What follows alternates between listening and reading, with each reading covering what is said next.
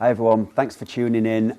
As it's Masters Week, I'm doing a little Q&A on my experience of the 2010 and 2012 Masters that I was lucky enough to play in.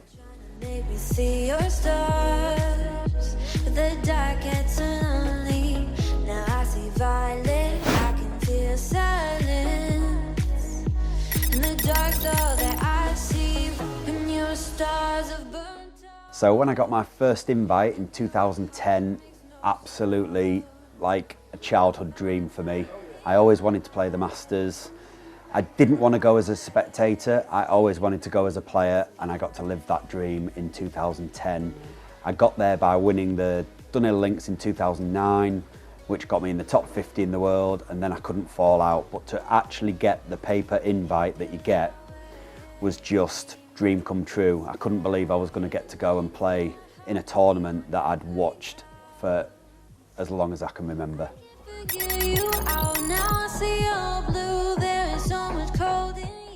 First experience when I drove through the gates, just in awe of the place really. You know, you're driving down Magnolia Lane. I was in my Mercedes S500 that I'd been given for the week as a courtesy car. I remember driving in with my family members and just seeing the clubhouse down the end of the drive. I checked in with the guy on the door, and I think I drove at about 5 miles per hour, just taking everything in. And then all of a sudden you get to the end of the drive and it all opens up, and again, just another dream come true. I couldn't believe I was there in a way. Drove around into the car park, got out the car and just tried to soak up as much of the place as I could.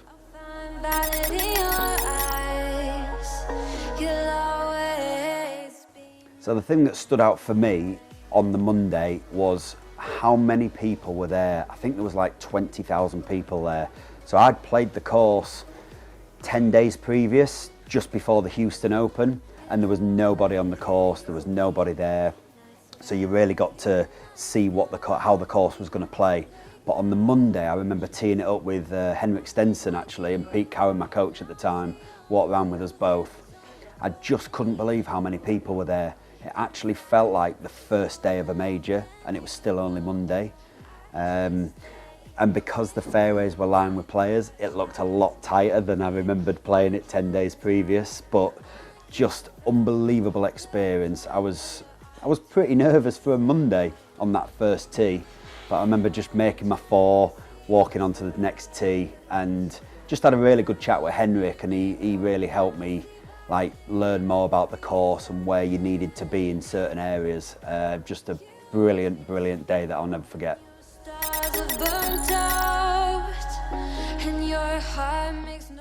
To say I had first tee nerves is a massive understatement. It is the most nervous I've ever been in my life. I just remember teeing it up, and it was just lined, was the first tee, with spectators, and all I kept thinking was, do not get one out the neck and hit it low left, because I would have taken about 20 people out. But yeah, just really, for your first time, it was quite an intimidating tee shot, and I managed to thin one down the middle, and I managed to make a four. But as far as nerves go, I've never experienced anything like that, and I don't think I ever will.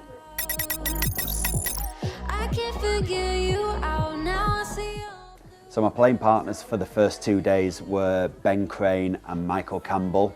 Unfortunately, Michael was struggling a little bit with his game.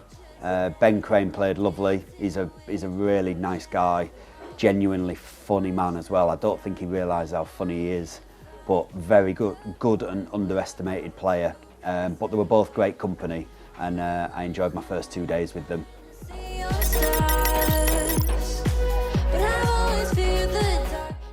I would say the best shot I hit in the 2010 would be my shot into the par 3 sixth.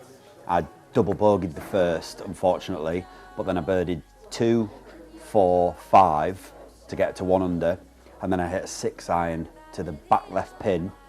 Thankfully it wasn't back right, because that shelf is tiny. It was a back left pin, and I hit a nice drawn 6-iron to about 3 foot. So that got me to 2 under, and then just played pretty steady after that. But out of all the shots that I hit that week, I would say that was my best shot.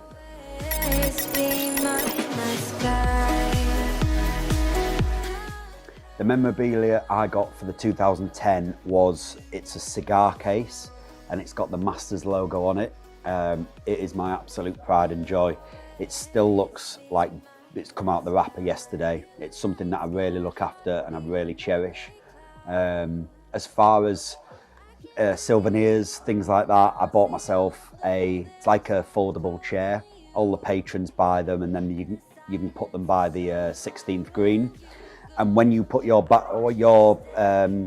fold-up chair on that 16th green, that is yours for the day, which is the best thing about it. So that's what we did at the weekend. On the Sunday, we got in early, put our chairs down, and then we went and watched the rest of the golf. But yeah, I still have that now. It's in my basement in my house, and again, that still looks brand new because I look after it. So they're the two bits that I cherish from that.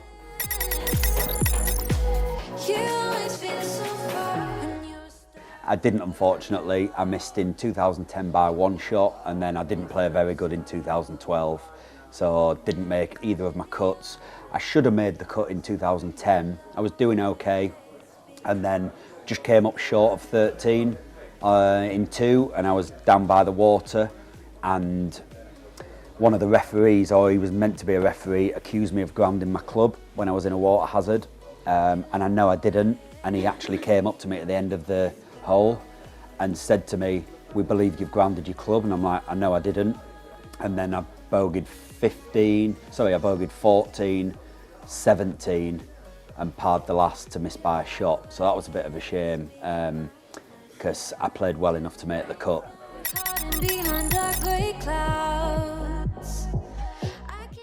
Yeah, we did. We stayed around for the weekend. I wanted to savour as much of the atmosphere as I could. We had a pretty heavy night on the Friday night, but then the Sunday we went and watched Mickelson battle with Westwood. Obviously played a lot of golf with Westwood. I know his caddy Billy Foster well, and I wanted to see Mickelson play a bit more as well, and we got to see that unbelievable shot out the pine needles on 13. I was right behind him in line, and the atmosphere was amazing when he hit that. So yeah, we got to stay around there, and then we flew home on the Monday. But again, I got to play in it, and I got to watch as a spectator, so it was win-win.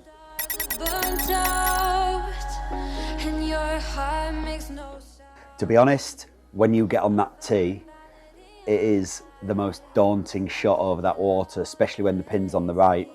I think the first day I played a little bit left of it, but I remember Michael Campbell hitting a 6-iron short, and then Ben Crane hit an 8-iron long.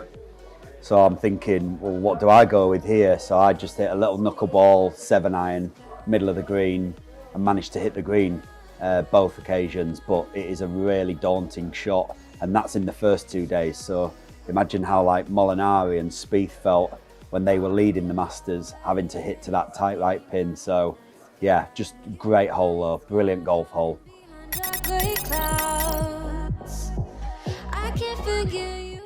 I mean, as far as sporting events go, it's got to be up there as one of the best sporting events in the world. Did it live up to my expectation? 101%. It was everything I ever dreamed it would be. From the morning I drove in on the Monday to the Sunday afternoon when we left. You know, all 7 days were just an experience that money can't buy.